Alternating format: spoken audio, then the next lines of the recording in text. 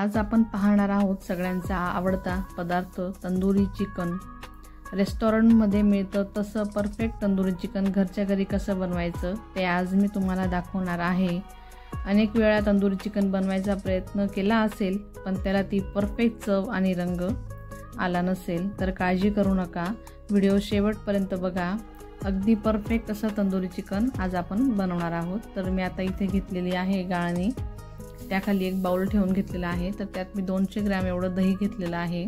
तर दही मी त्या चाळणीवर टाकून घेतलेलं आहे जेणेकरून त्यातलं सगळं पाणी निघून जाईल। आता ही दही आपण थोडं साईडला ठेवून देऊ। आता इथे घेतलेलं आहे मी चिकन, तर इथे 750 ग्रॅम चिकन घेतलेलं आहे।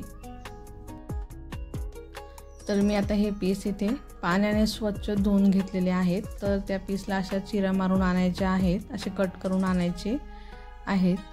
तर आता याला धुवून झालेले आहेत। तर यावर मी आता लिंबू पिळून घेणार आहे। तर जवळपास मी 1 लिंबू पिळून घेतलेला आहे। त्यानंतर त्यावर हळद टाकून घ्यायची आहे। तर हळदही आता व्यवस्थित चोळून लावून घ्यायची आहे। तर आता यालाही हळद छान लावून झाली तर यालाही साईडला ठेवून देऊ। तर आता इथे एक पेस्ट बनवून घ्यायची आहे। त्यासाठी लागणार आहे आलं, 1 हिरवी मिरची, लसूण आणि कोथिंबीर। तर याची बारीक पेस्ट बनवून घ्यायची आहे। तर या अशा पद्धतीने पेस्ट बनवून घ्यायची, इलाही साईडला ठेवून देऊ। त्यानंतर इथे लागणार आहे काही मसाले, तर ते काय लागणार आहे ते बघूया। तर मी इथे 2 चमचे काश्मीरी मिर्च पावडर घेतलेली आहे। त्यानंतर मी इथे घेतलेला आहे धना पावडर। तर धना पावडर पण मी इथे 2 चमचे घेतलेले आहेत। 1 चमचा चिकन मसाला, त्यानंतर 1 चमचा कांदा लसूण मसाला, त्यानंतर 1 चमचा काळा मसाला, त्यानंतर इथे घेतलेला आहे मी किचन किंग मसाला, धना मसाला,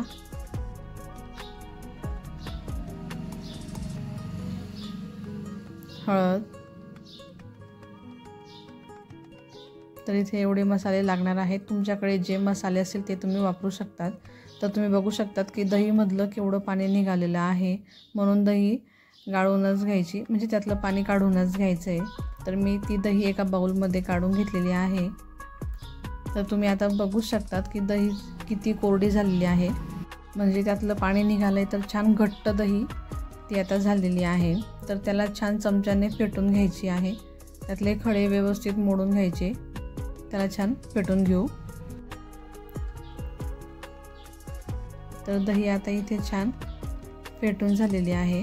तर मी यात आता हिरवी मिरचीची पेस्ट टाकून घेते। तर पूर्णच पेस्ट मी तर टाकून घेणार आहे।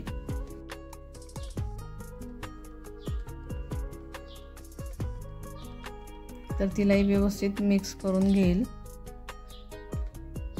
आता तेही छान मिक्स करून झालं की त्यात आता हे कोरडे मसाले टाकून घ्यायचे आहेत। तर तेही व्यवस्थित मिक्स करून घ्यायचे आहेत।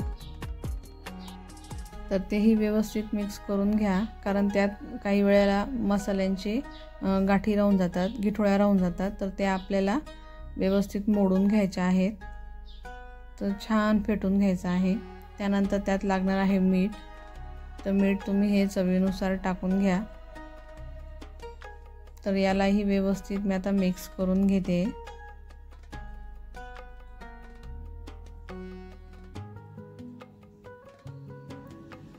हे पण छान मिक्स करून झालेलं आहे। तर मी आता इथे घेतलेला एक ताट, त्या ताटामध्ये आता ते मी पीस इथे ठेवून घेणार आहे।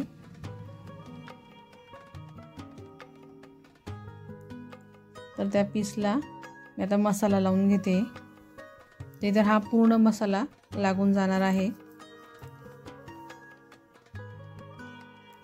तर पूर्ण पीसला मसाला व्यवस्थित लावून घ्या आणि ज्या चीर पाडून आणलेल्या असतात, जे कट करून आणलेले आहे, त्यामध्ये सुद्धा व्यवस्थित मसाला दाबून लावून घ्यायचा आहे।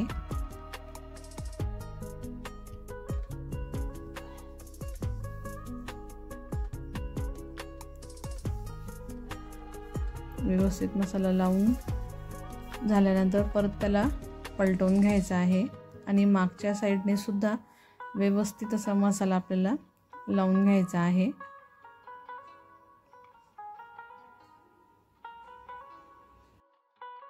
तर इथं तिघं पीसला मागून पुढून व्यवस्थित मसाला लावून झालेला आहे।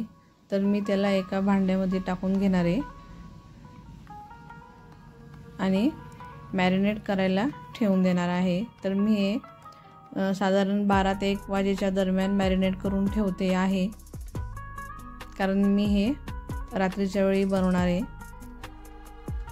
साधारण त्याला 7 ते 8 तास मॅरिनेट करून ठेवायचं आहे, किंवा तुम्ही रात्रभर मॅरिनेट करून ठेवलं तरी चालेल। तर मी आता याला दिवसभर मॅरिनेट करून ठेवून देणार आहे।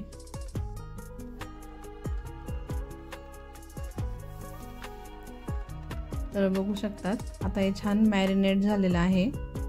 तर मी याला जवळजवळ संध्याकाळी 7 वाजता फ्रीजमधून बाहेर काढलेला आहे। तर मसाला आता परत व्यवस्थित पसरवून घेते, म्हणजे व्यवस्थित करून घेते थोडंफार। त्यानंतर मी इथे घेतलेली आहे ग्रिल। तर मी याला आता बटर लावून घेते।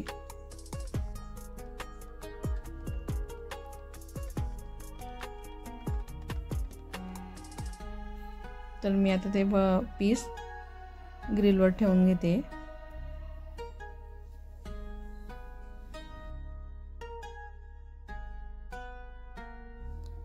तर आता तिघही पीस छान ठेवून झालेले आहेत आणि त्याला उरलेला मसाला तोही थोडाफार जरा व्यवस्थित लावून घेते।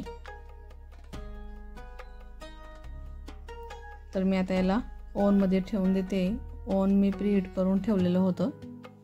तर मी त्याला ओव्हनमध्ये अगोदर 20 मिनिटासाठी ठेवते।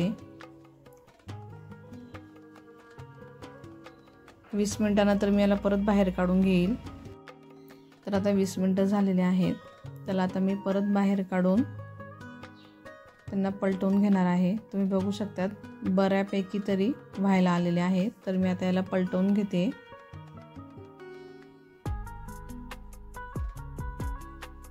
तर व्यवस्थित पलटवून घ्यायचे आहेत। तर आता मागची साईडही व्यवस्थित आपल्याला शेकून घ्यायची आहे। तर मी याला पुन्हा 20 मिनिटासाठी ठेवून घेणार आहे।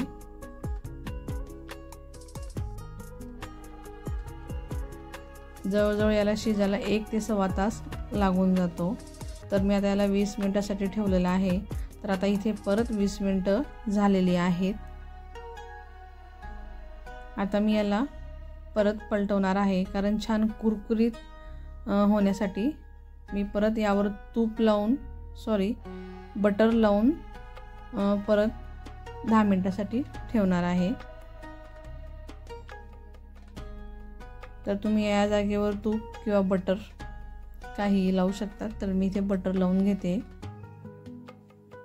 बटर किंवा तुपाने स्मेल खूप छान येतो, चव खूप छान लागते। तर मी इथं तिघही पीसला बटर लावून घेते।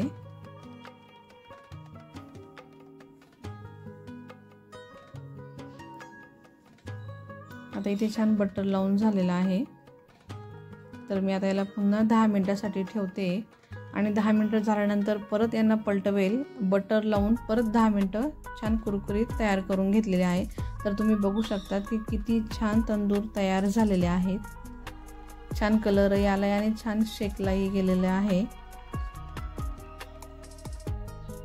तर तुम्हाला ही रेसिपी कशी वाटली ते नक्की सांगा आणि अशा पद्धतीने तंदुरी चिकन तुम्ही नक्की बनवून बघा, तुम्हाला नक्कीच आवडेल।